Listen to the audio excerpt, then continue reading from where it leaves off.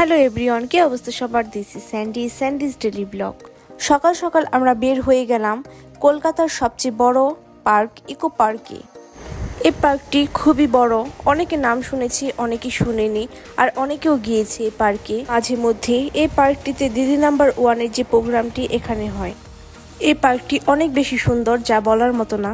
সামনে থেকে না দেখলে বুঝতে পারবেন না, কারণ ক্যামেরাতে অত বোঝা যায় না।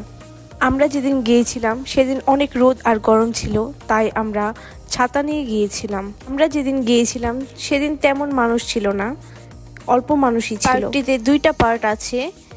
একটা পার্ট হচ্ছে প্রবেশ ফ্রি 30 টাকা, আর সপ্তম আশ্চর্য দেখার জন্য টিকিট কাটতে হবে। টিকিটের মূল্য 30 টাকাই। ফাইনালি আমরা টিকিট কেটে 7 ওয়ান্ডার্সের ভিতর ঢুকে গেলাম।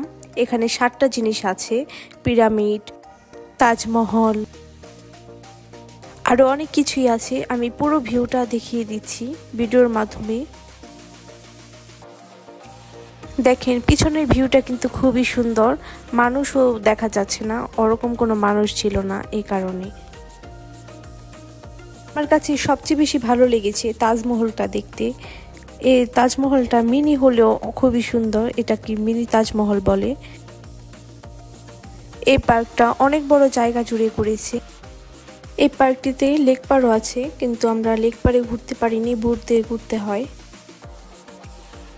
কাঠগোলাপ আমার বরাবরের মতোই পছন্দ, হোক তাজা হোক আর্টিফিশিয়াল। আমার খুব পছন্দের একটি ফুল। আমি আবার যেতে চাই ভালো লাগার ইকো পার্কে। আমার ভিডিওটা যদি আপনাদের ভালো লেগে থাকে তাহলে অবশ্যই কমেন্ট করে জানাবেন, আর আমার পেজে লাইক কমেন্ট শেয়ার দিয়ে পাশে থাকবেন।